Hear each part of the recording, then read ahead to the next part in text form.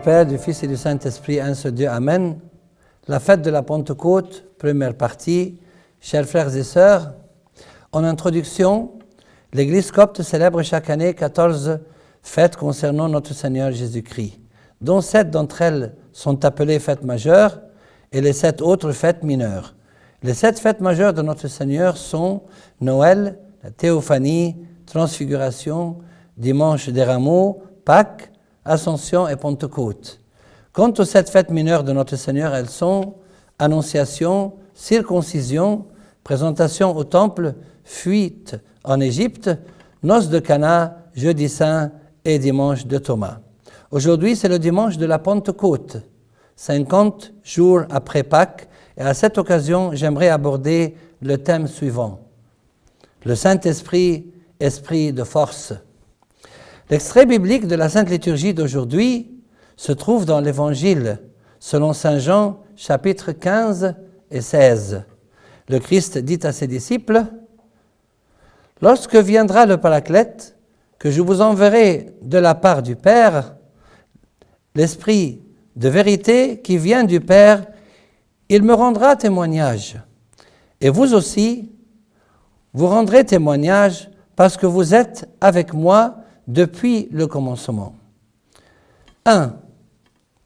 Avant son ascension au ciel, le Christ dit à ses disciples, « J'enverrai sur vous ce que mon Père a promis, mais vous restez dans la ville jusqu'à ce que vous soyez revêtus de la force d'en haut. » Quelle était donc cette force? Il leur a dit, « Vous recevrez une force, celle de l'Esprit Saint qui descendra sur vous et vous serez mes témoins. » Le jour de la Pentecôte, les disciples de Jésus ont reçu cette force par laquelle le royaume de Dieu s'est répandu sur terre.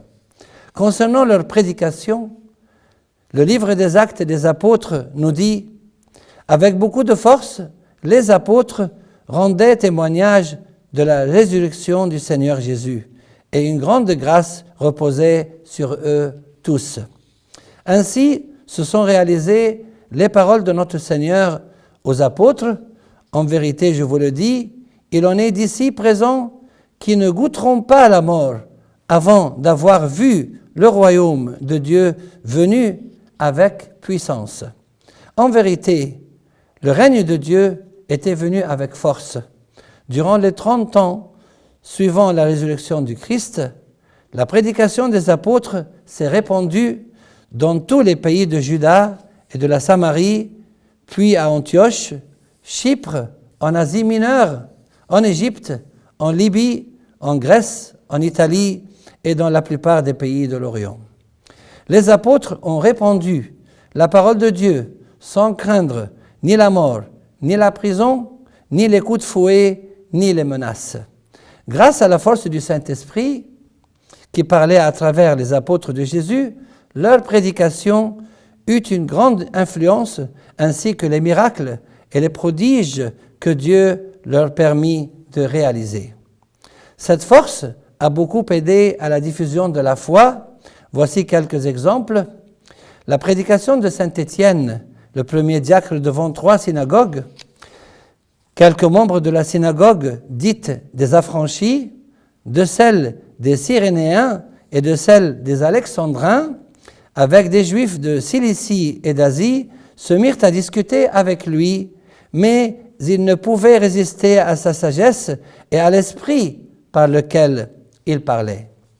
Saint Paul dit à son propre sujet, « Et ma parole et ma prédication ne reposaient pas sur les discours persuasifs de la sagesse, mais sur une démonstration d'esprit et de puissance, afin que votre foi fût fondée non sur la sagesse des hommes, mais sur la puissance de Dieu. » Et c'est la raison pour laquelle saint Paul a réussi sa mission et a prêché la foi dans plusieurs pays.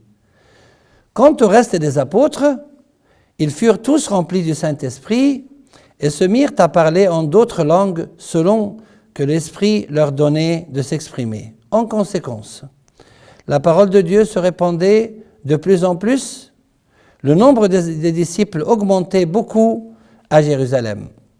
L'Église étaient en paix dans toute la Judée, la Galilée et la Samarie, s'édifiant et marchant dans la crainte du Seigneur, et elle s'accroissait par l'assistance du Saint-Esprit.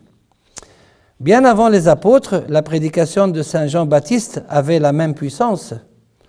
En parlant de lui, l'ange du Seigneur dit à Zacharie, « Il marchera devant Dieu avec l'esprit et la puissance d'Élie. » Parce qu'il était rempli de l'Esprit Saint dès le sein de sa mère.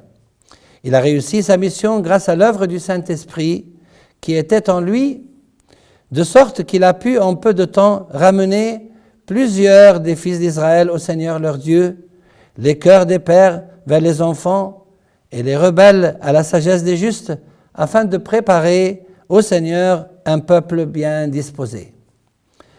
C'est pour cette raison que le fait d'être rempli du Saint-Esprit est devenu une condition essentielle pour tous les serviteurs de l'Église à l'époque des apôtres. À titre d'exemple, pour choisir les 7 diacres, nos pères les apôtres dirent à l'assemblée, « Frères, choisissez parmi vous 7 hommes de qui l'on rende un bon témoignage, qui soient remplis de l'Esprit Saint et de sagesse, et que nous chargerons de cet office. » Saint Étienne l'archidiacre faisait partie des 7 diacres qui ont été choisis.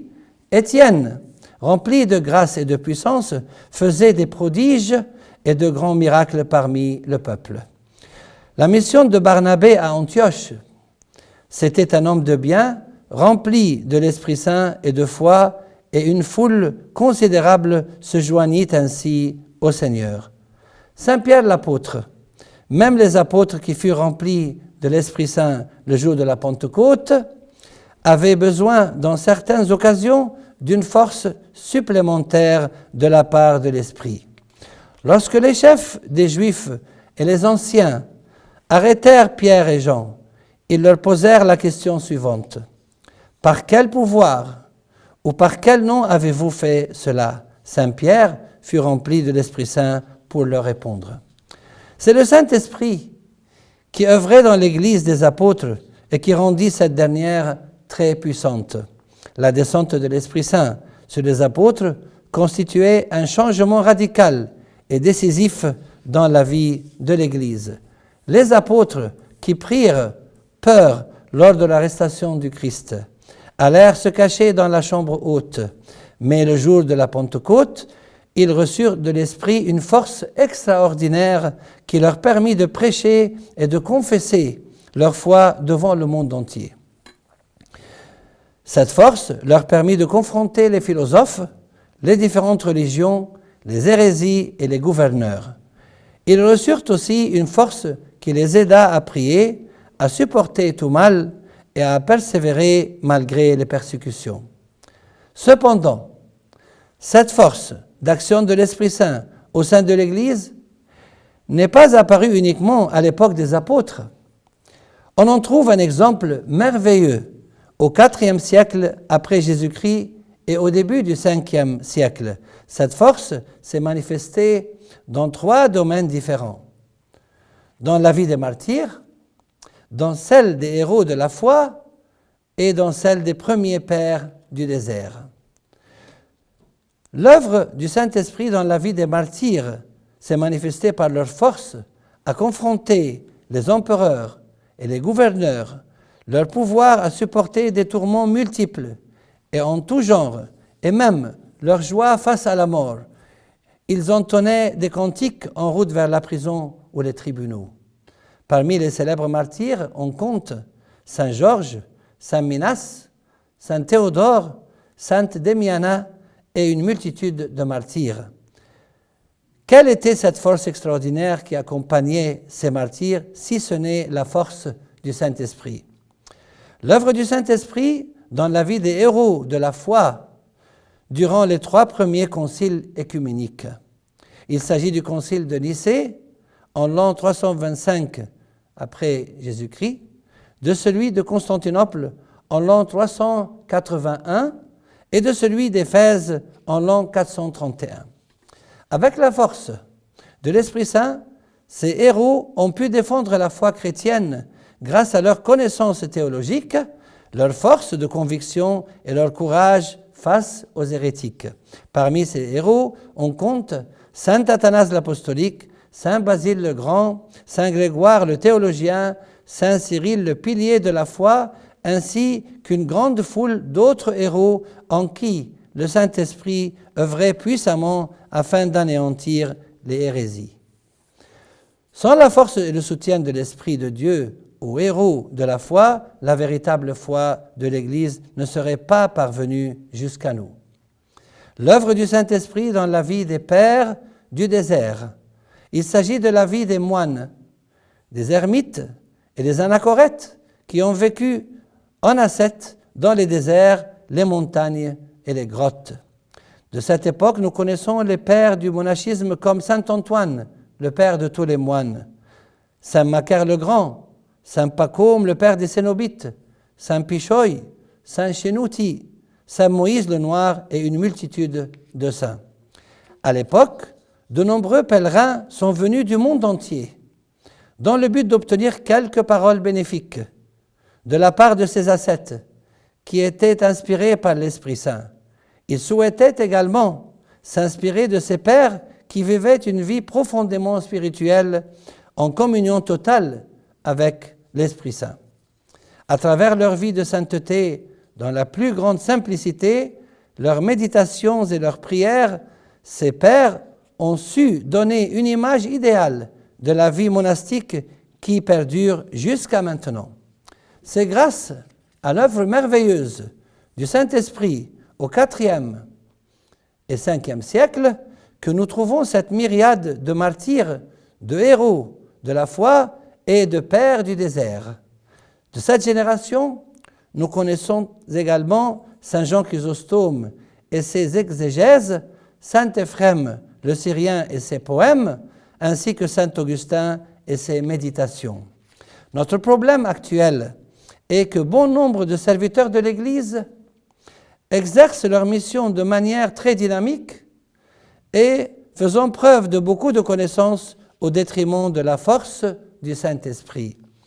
Ils se basent surtout sur leur intelligence ou des connaissances livresques et non pas sur l'Esprit Saint. Les paroles de notre Seigneur ne s'appliquent pas aux serviteurs qui comptent dans leur prédication sur leur sagesse des hommes au détriment de la force du Saint-Esprit, car le Seigneur a dit « Ce n'est pas vous qui parlerez, c'est l'Esprit de votre Père qui parlera en vous. Lorsque l'Esprit parle en vous, sa force se manifeste dans vos paroles. » Suite au sermon de Saint Pierre, ceux qui acceptèrent sa parole furent baptisés, et en ce jour-là, le nombre des disciples s'augmenta d'environ 3000 âmes. La force du Saint-Esprit se trouve aussi dans notre vie personnelle, car Dieu nous a créés à son image et à sa ressemblance et nous a donné son esprit, esprit de sagesse et d'intelligence, esprit de conseil et de force, esprit de connaissance et de crainte du Seigneur.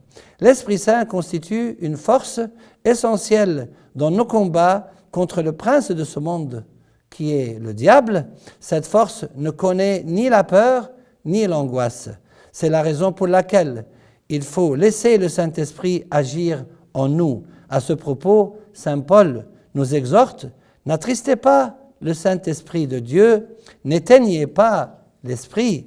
Finalement, ne vous attristez pas si vous n'avez pas la force du Saint-Esprit. » Écoutez ce que nous dit la Sainte Bible. « Mais ceux qui se confient au Seigneur renouvellent leur force. Ils déploient leurs ailes comme des aigles. Ils courent et ne se lassent point.